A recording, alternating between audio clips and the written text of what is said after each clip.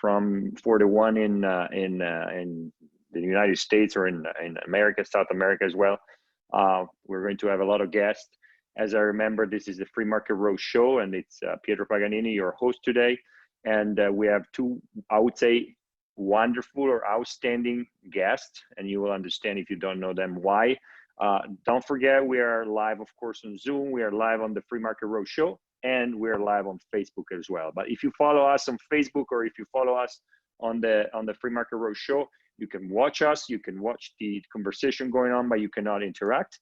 If you join us on Zoom, you're obviously able to interact with us, ask questions, and make any type of comment. So we fixed the technical problem with the two speakers we have, and as I said, they are outstanding because of their curriculum, and I'm very pleased. Probably I'm not even the right person to introduce them, but today, you know, after this is the third meeting we have. And we started with investigating China and the geopolitics in the time of coronavirus. And today, instead, we go into how we can support innovation in times of massive disruption. The destruction is because of the virus. Of course, last week, instead, we spoke about individual rights, freedom, and privacy. So very interesting and very capturing topics. But today we have, as I said, two great speakers. I'll start with the first one that is joining us from the United States, and particularly from California and from San Francisco. And I can see a beautiful view from the window with the bridge out there. And it's John Chisholm. And John has an incredible bio that is just, you know, giving me emotion in reading it. He holds a BS and MS degrees in electronic engineering and computer science from MIT and an MBA from Harvard Business School. That should be enough, but you know, it's not. He has 3 decades of experience as an entrepreneur, CEO, and investor. A pioneer in online marketing research. He founded and served as CEO and chairman of Decisive Technology, now part of Google, publisher of the first desktop and client server software for online surveys. Later, he founded and served as CEO and chairman of Customer Sat, now part of Confirmit, and a leading provider in enterprises feedback management. Today, he's the CEO of John Chisholm Ventures, a startup advisory and angel investing group, and he's also past president and chair of the Worldwide MIT Alumni Association. So I like to start with you, John, and please, Agnieszka, apologize for that. Agnieszka is right now sitting in Sweden, but I would like to give the floor to John. And meanwhile, the number of attendees is growing up fast. John, I'll try to put you in because John is joining by video and by phone, and you should be live now. So, John, Pietro, thank you so much. Thanks for joining. And, thank to you for taking the time. And you know, we should talk about innovation in a time of disruption. In this case, the time of disruption is the COVID-19. So how can we, in this time of COVID-19, make innovation? And particularly, you know, you are in the US, most of us are here in Europe. What can we do in Europe in this time to, you know, foster innovation? Well, good questions. And I hope everybody is weathering the sheltering at home and lockdown of the cities and economies okay. 3 thoughts. Number one, and what a great question about how to support innovation in times of massive disruption. So the first thought would be, this is a great opportunity for each of us to be innovators whenever there is massive disruption, because customer needs and human needs are changing. And I'd like to say that there are only 2 things that you need to innovate. Number one is a real unsatisfied customer need or human need. And 2 is an advantage for satisfying that need relative to others who might try to satisfy it. Well, during a period of shutdown and crisis like this, there are lots of new human needs. Think about it. People need food and food delivery. They need hand sanitizer, face masks, ways to keep safe and sanitary. They need reliable information. They need a way to keep in touch with loved ones. There's a greater need for social interaction. So all of these are needs that each of us can potentially address. And innovation is largely a process of combining things that we already know in novel ways. And one of the tools that I recommend in my book, Unleash Your Inner Company, maybe you've seen it, is to draw what I call a STARS chart. This is a chart of all of the resources that you have. The word STARS is spelled with 2 A's and 2 R's, and it's your skills, the technologies you know about, your assets, your achievements, your relationships, your reputation, and your strengths, as in inner strengths. Take out a big sheet of paper, put 7 columns on it, 1 for each of these words, and write down as many resources as you can think of that you have in each category. And then innovation is largely a process of combining those in novel ways. So you can stand back, look at that chart, and see what combination of resources do I have might be applicable for satisfying one of these new unsatisfied needs that has arisen because of the coronavirus. So that's my first thought. My second thought is to push back gently on proposed new coronavirus regulations as they apply and to the extent that you might have any influence. There are, of course, lots of new regulations that have gone in place because of the coronavirus. We're sheltering at home. Here in San Francisco, a whole bunch of additional new regulations have just been put in place for retail stores. First of all, most retail stores are closed here, but the ones that are considered vital, for example, pharmacies, hardware stores, grocery stores, those are still open. But those are subject to a bunch of new regulations that were just put in place a couple of weeks after the shutdown went into place. Well, every time there's a new regulation, it has the potential to disallow innovation. Let me give you one small example. One of the regulations that's been put in place here is you're not allowed to use reusable shopping bags. You have to use a fresh shopping bag, every time you go. Well, maybe there's a way to sanitize a reusable shopping bag when somebody goes into a store. Maybe the store could provide that service. That would be a potentially more economical way, maybe even more sanitary way of handling it. But this whole path of possibilities are disallowed by the regulation.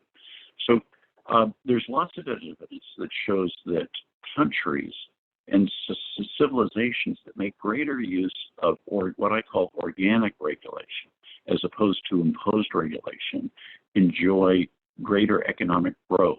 What's organic regulation? These are customs, markets, and common law that evolves from people interacting with each other and people avoiding conflict. For example, driving on one side of the street or crimes against theft, treating theft as a crime. These evolved from human societies after thousands of years and only later were codified as regulations. These kinds of regulations that are based on real-world human experience tend to be the best ones. So that's my second thought. My third thought is ensure, to the extent, again, that you have any influence over the laws in your city or country, that the temporary measures are truly temporary.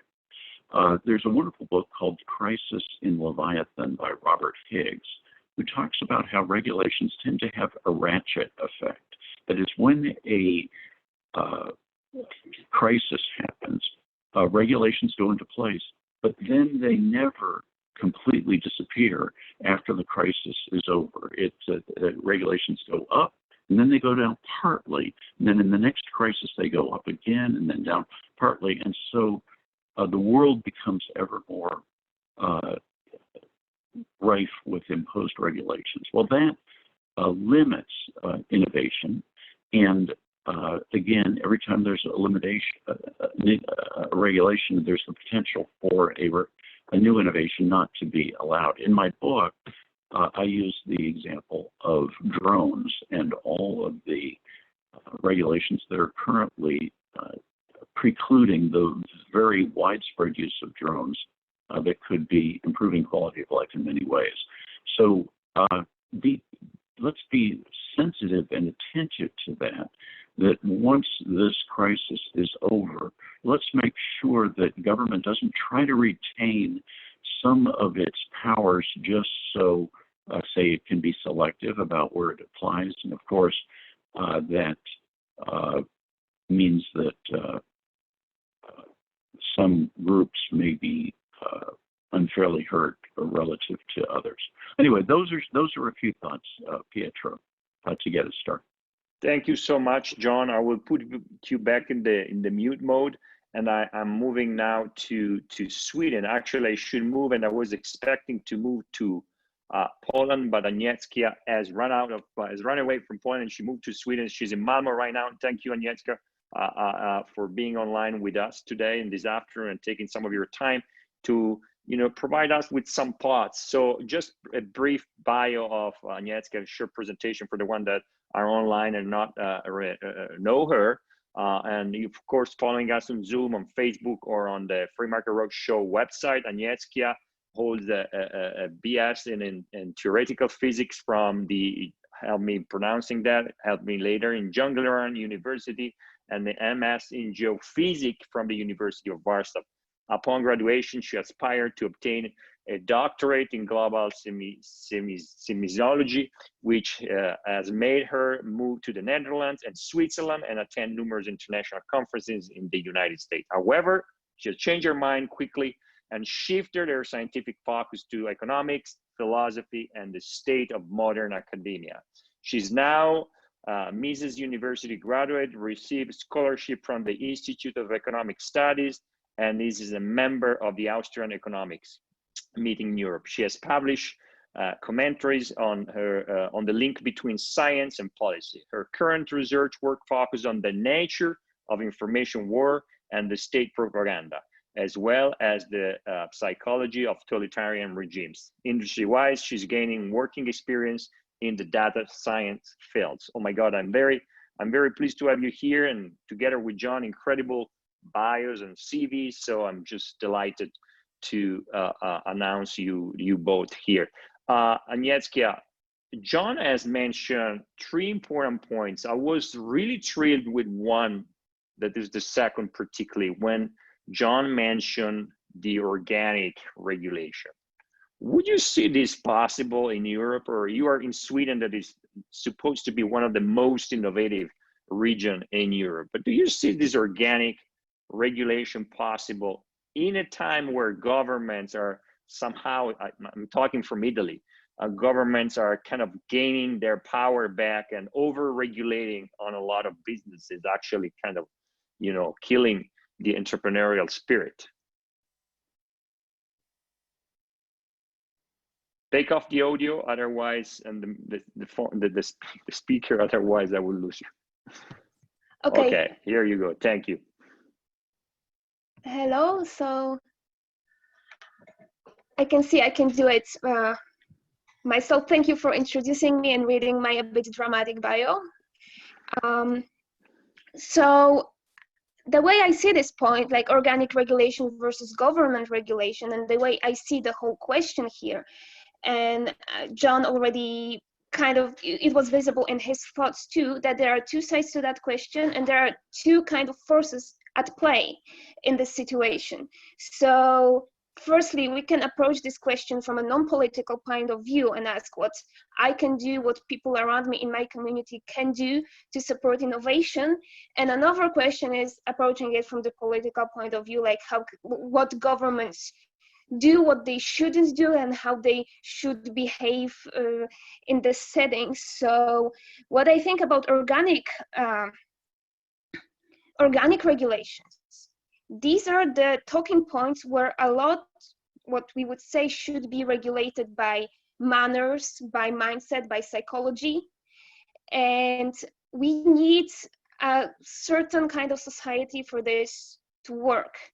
And this basically needs, I think, well, generations of good culture of responsibility, culture of independence, and culture of taking your own life in your own hands and saying that, yes, I am responsible. And the government is, most of the times, if the government steps into play, this will take responsibility from you, from the psychological point of view, and then the point of the way of controlling is outside of you. You lose your agency, and this culture will deteriorate, and possible ways of retaining liberty in times of such massive destruction will deteriorate. So those are these two kind of forces that are playing against each other nowadays and every time, but today it is more visible than ever. And the way I was thinking about this question is obviously how to support innovation in general is something that, well, we should answer first, maybe in more general kind of manner, because, well, innovation is a market process. And what disruption does, well, disruption will change the production structure somehow. So some supply chains will fall out. It will be different. We don't know exactly how it will be different because it's kind of the knowledge problem situation. The economy might shrink. There will be some kind of disruption on supply or on demand side, but what innovation is, I mean, it is a market process inherently. So it is what John also started with. It is driven by consumer needs and consumer wants. So consumer needs will change. So the things that are affordable will be different, and the structure will be different, but the process of innovation itself stays the same. It's just that production structure is different. So because innovation is a market process, it's best to have market prices and to know what to do. And the more regulation that is not organic but government driven, the more problems with the information we will have. And that's just the force that is playing against us here. So that was my first thought, and that's what I was thinking about also what John said, that there are these two forces acting and two ways to approach the question. Thanks, Agnieszka. Before moving back to John, you mentioned clearly that there is an organic regulation versus a government or excessive government regulation, but one of the trends that we see, not now with COVID-19 advent, but even earlier, with, for instance, books by various authors, particularly here in Europe, but there's one that is Italian, teaching in now I think in the US, but previously in London, that is Professor Mazzucato. Mazzucato became a guest star in the New York Times, that she argues, actually starting from the Silicon Valley in a way, to be reviewing what was Manuel Cassel Information Society back 20 years ago. And the arguments that are kind of booming here are, yes, but Silicon Valley, where John is actually sitting right now, became Silicon Valley because of a lot of government funds and a lot of government role, regulation, and the government becoming an entrepreneur. Now, this is kind of spreading around Europe. The idea, I think, about the Italian government just hire a guy that thinks the same thing. The private can become entrepreneurs, but it's better if the government also is an entrepreneur. Now, since you're in Sweden, and Sweden, is often accused of having a sort of socialist approach to these problems, do you see this risk, and what is the advantage of having a government that is an entrepreneur? Well, the government that is an entrepreneur is a very weirdly put statement, because an entrepreneur is a person that is willing to risk what that person has, and an entrepreneur is a person that is responsible and is bidding for the best prices. And now, if the government is an entrepreneur, it is then it's either not a government or not an entrepreneur, because government doesn't risk its own resources, and the government has different incentives and interests that an entrepreneur would have, because you don't, well, lower the price, you don't meet your customers' best interests in that way. You just you can, being government, you can introduce a measure that would force people to do as you wish, and because you have power. And so if you can really be an entrepreneur, then you don't have power, you are meeting other people's needs. So I do not see that point. There is some kind of semantics issue for me, or interest kind of issue here. I don't think this is possible. And I also, I would see here that an entrepreneur is not someone that, I mean, if you need to force people to buy you things, then this is not entrepreneurship. And also this is not possible for innovation in that sense, because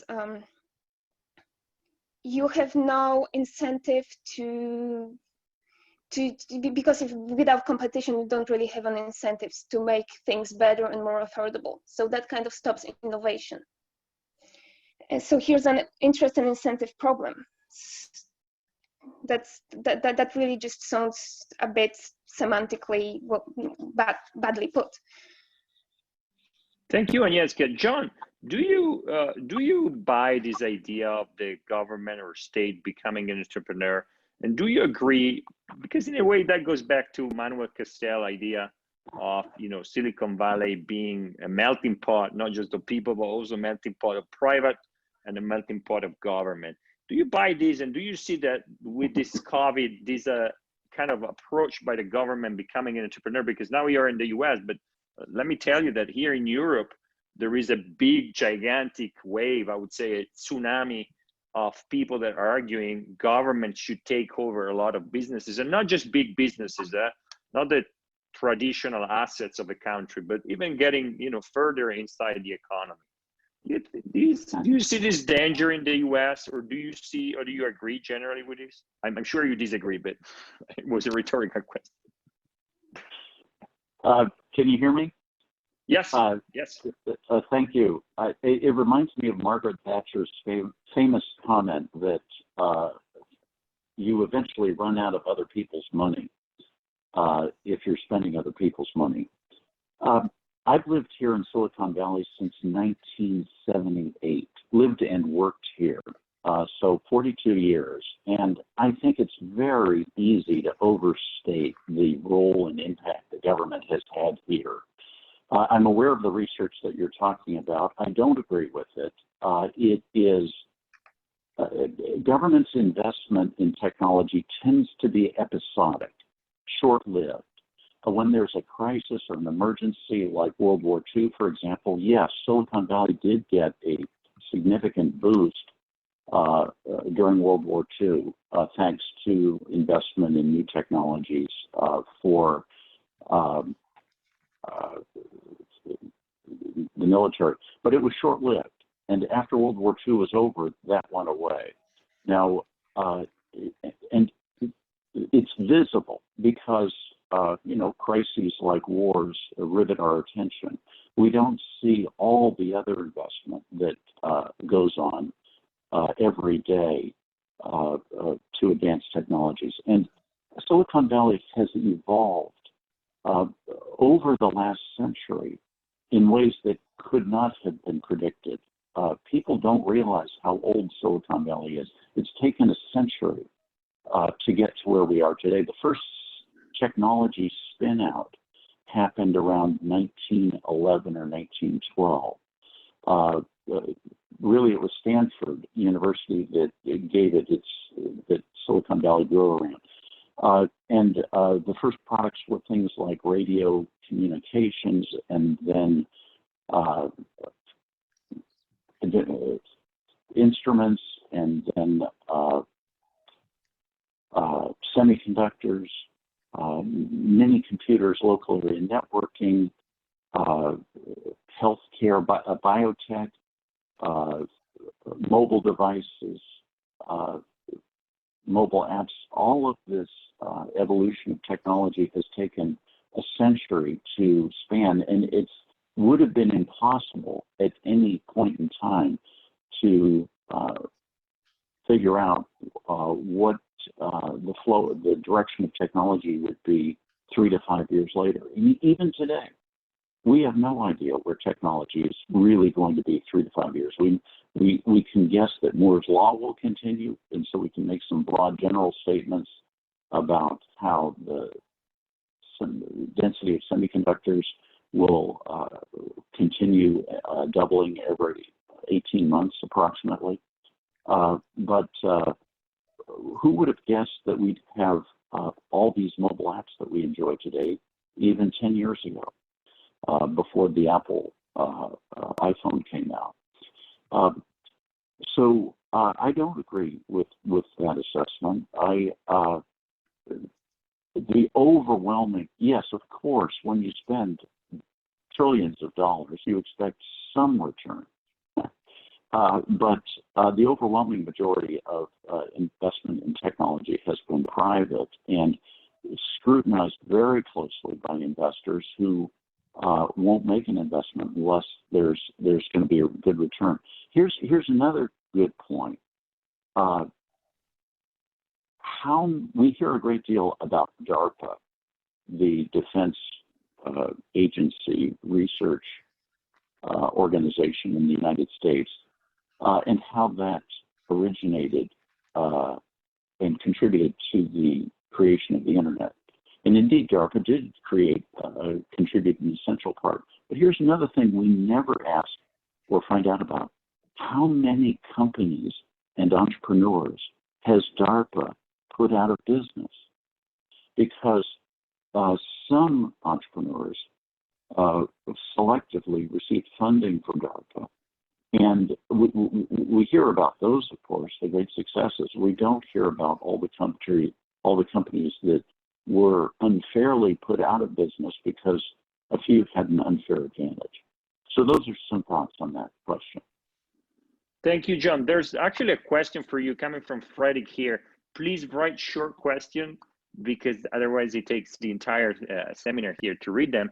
And I know it's hard to type, but please write as short as possible. Frederick writes and asks, I guess, to both of you, about organic regulation in this pandemic context. Is this what emerged from interaction between individuals in time? Given that in Italy, for instance, so I assume Frederick is in Italy right now, we have plunged suddenly in maximum precaution mode on an individual level, and that the state just followed this mode. How can we foster an individual approach in order to be able to negotiate again with the unknown out there? Very philosophical question. I'm not sure you guys got the context. Hopefully, yes.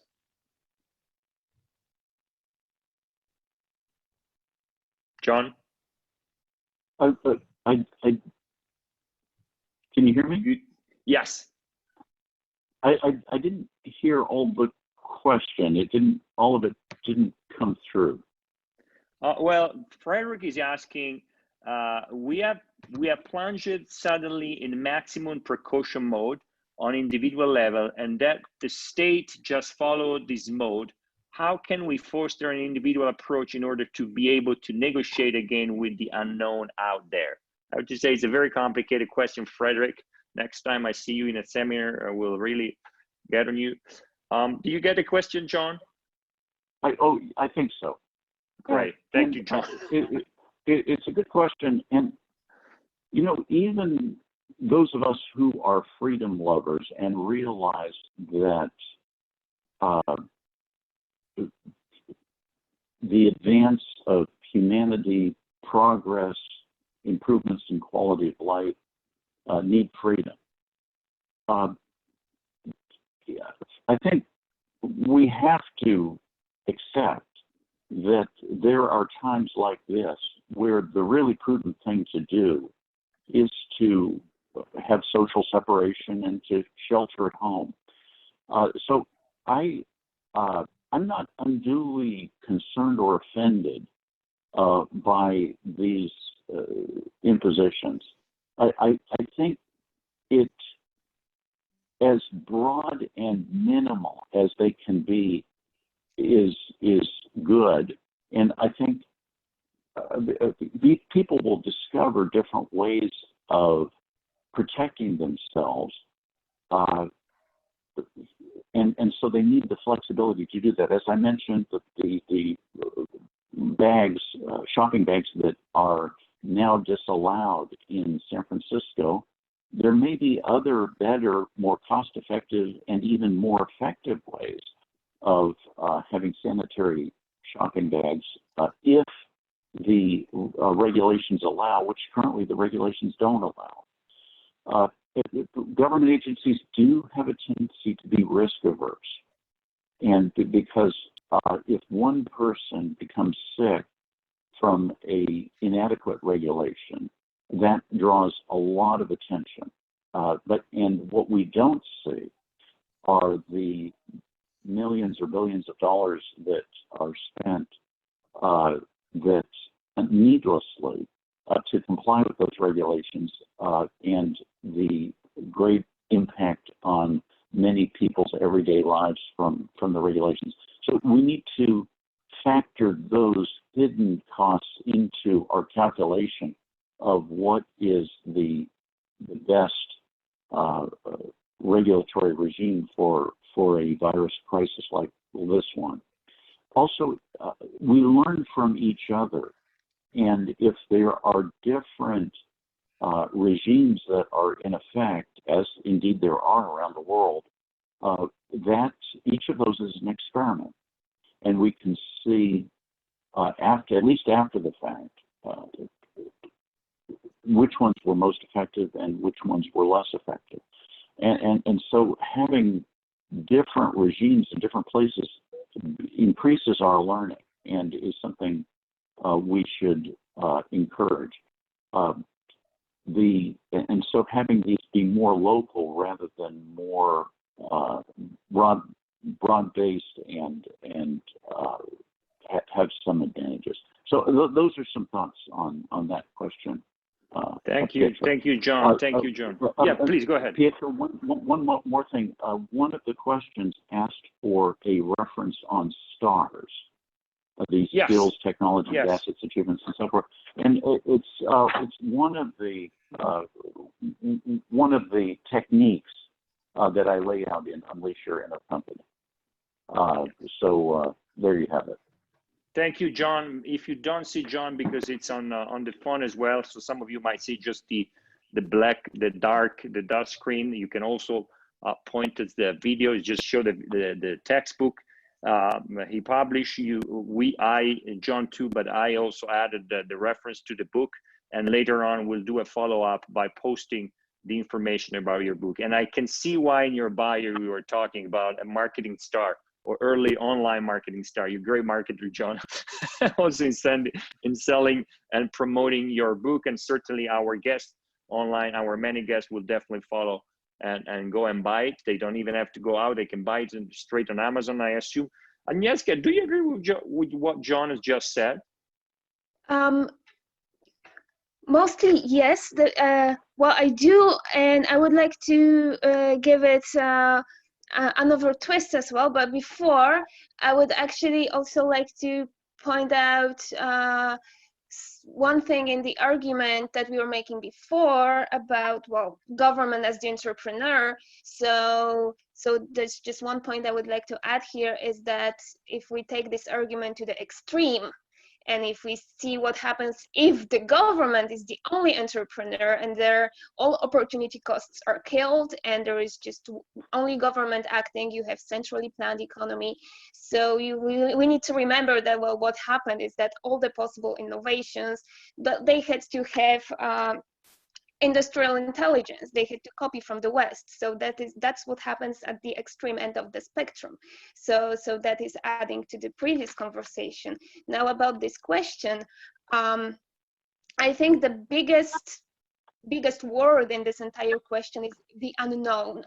So we are dealing with a humbling natural situation, and the problem is that we don't know what's going to happen, what the best measures are, and while we are in the middle of this, we won't know until it's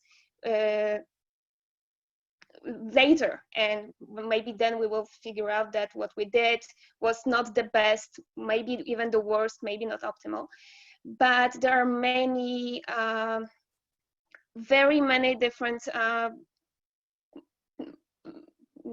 components to this question, because there's biology, there's epidemiology, but there's also supply chains, there are economic problems, which are obviously always human problems, because the economy, well, there is no bridge between people and the economy. So the problem is,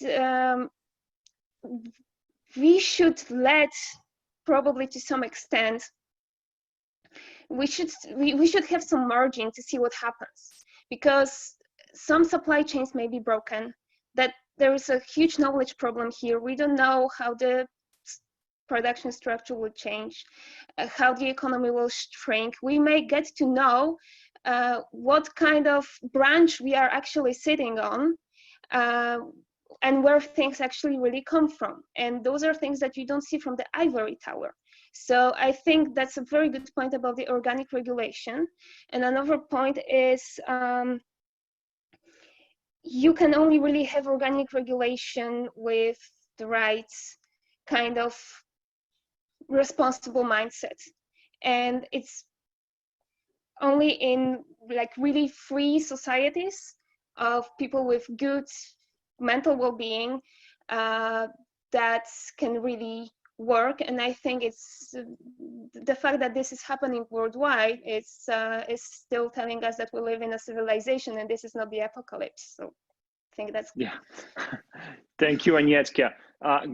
Getting to an end, there's a bunch of questions here, but there's one I have, because it's been floating around and in a way touching all our past webinars, and it's the role of China. And there's a big discussion, particularly also a lot of the think tanks in our network are campaigning these days against the World Health Organization. There's a full campaign out there.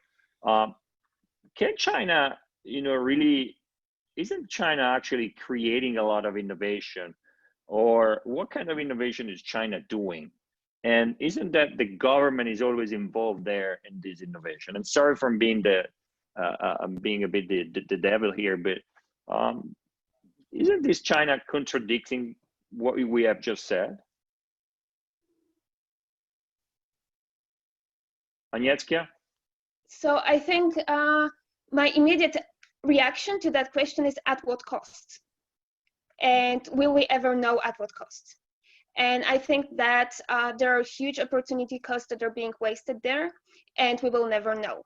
And basically the CCP is, while the CCP is controlling it, I would say that there's probably a huge waste, and not only in terms of wealth accumulation, not only in terms of leisure time accumulation, but I think the most important waste there, like even if there is innovation, there is like a huge cost also in mental well-being.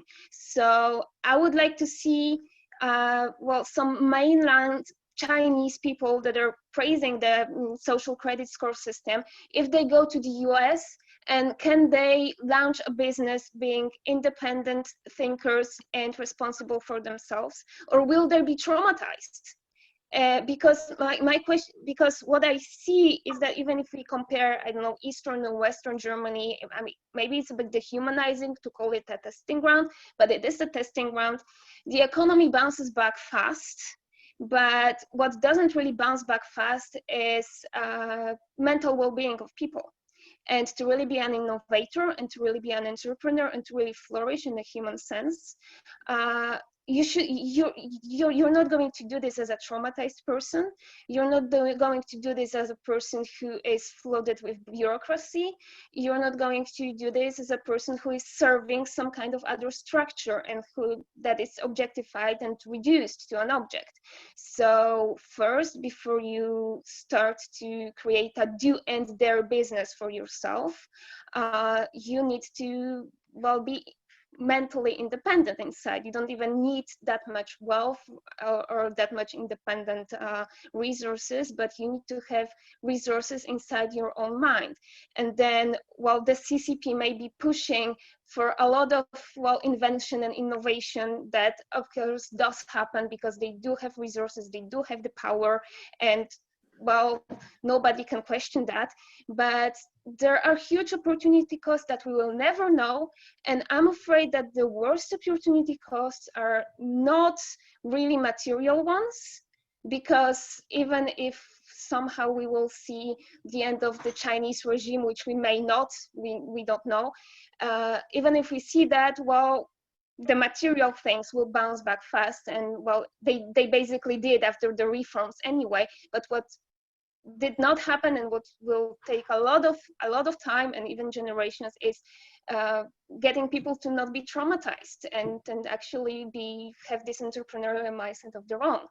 Because, well, right now, well, there's this Chinese state, and that's the entrepreneur, which is not really an entrepreneur because it takes, well, no prisoners, right? And I think that's a huge cost. And I have friends from mainland China that immigrated to the States, and well, even my good friend from Mises University, he claimed that, well, now he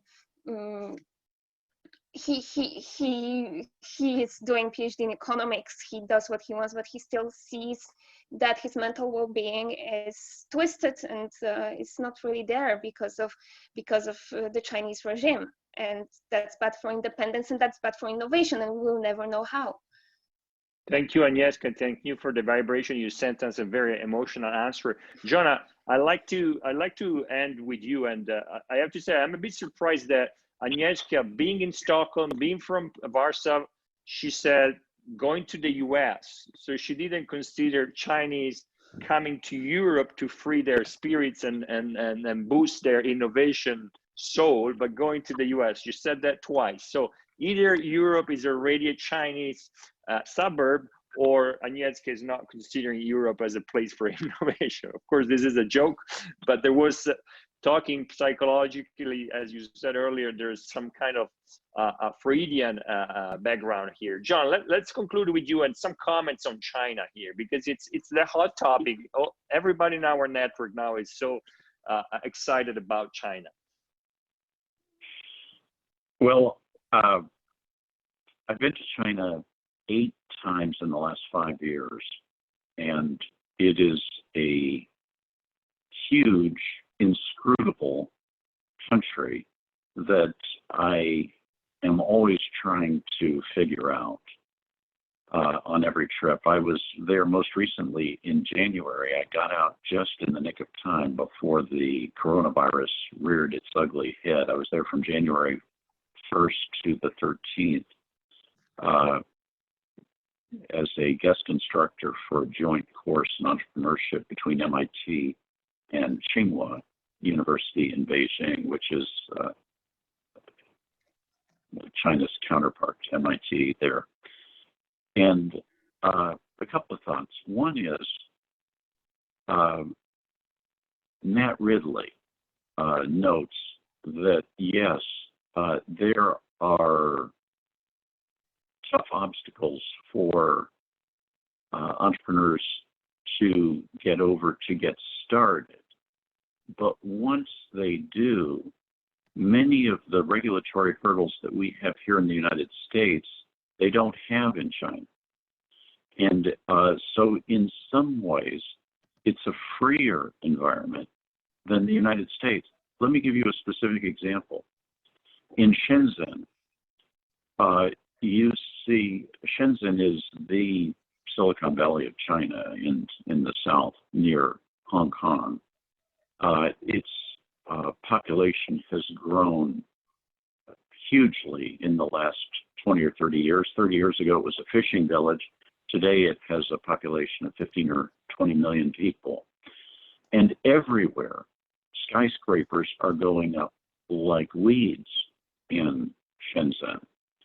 Contrast this to Silicon Valley, where the cost of building is exorbitantly expensive, Silicon Valley and San Francisco, because of zoning regulations. And you know, you might not think something like real estate laws and zoning laws would affect the pace of innovation, but they absolutely do. There's lots of evidence from the Santa Fe Institute and elsewhere that shows that as you double the population of a city, you predictably increase per capita income by about 15%, the average number of patents per person in the city by 15%, and you enjoy economies of scale. The average number of gas stations or sewer lines, sewer pipes, or phone lines don't double. They only increase by about 85%. So there's good reason if you want innovation to allow cities to grow, and we have very much stifled that in our key innovation areas in the U.S., Boston, Silicon Valley, and New York. It's much easier and cheaper for an entrepreneur to find office space, to be able to afford housing in China than it is in a major city in China, a major innovation city, than it is here in the U.S. It makes perfect sense to me that that the large cities would enjoy these benefits because there are more opportunities for interaction of people with each other. Earlier I talked about how innovation is largely a process of combining ideas in novel ways, resources and ideas, and you can do that if you're in close proximity to other people and other entrepreneurs and innovators in a city. I experienced that firsthand 10 years ago. I moved from suburban Menlo Park, which is about 40, 50 miles south of San Francisco, to San Francisco, and I'm able to go to so many more events, meet so many more people, and learn so much more things so much more quickly being here in San Francisco than I was even just in the suburbs 40 miles away. And those suburbs were right next to Stanford even. But it's easier to go to events here, learn and to innovate. So those are some of the things. I guess I overall would give the United States a long-term advantage over China because of in terms of innovation. At least I hope I'm right about this, because we have more respect for freedom and individual agency than they do in China. And in the long haul, I would expect those factors to dominate the pace of innovation. And but an even better world would be if China adopts or greater freedoms for its people, and then the entire world will enjoy more innovators, and the more innovators worldwide, the more all of us benefit, because you never know where the next idea that you'll be able to use for your innovation might come from. John, thank you so much, particularly for the last assessment. It was very beautiful, and I'm sure all our guests are appreciating it. We are extra time over time. I see there are a bunch of questions coming in. I just want to remind everybody that this interview will be available online again, recorded, and will be distributed. So please distribute, because there were fabulous statements done here by Agnieszka Plonka and John Chisholm. Agnieszka was in Malmö, Sweden, and John joined us from San Francisco. I want to thank the Free Market Roadshow community, the Austrian Economic Center, Competere.eu, myself, I would say, but particularly all our attendees that were here, made questions as usual. Every Thursday we are here.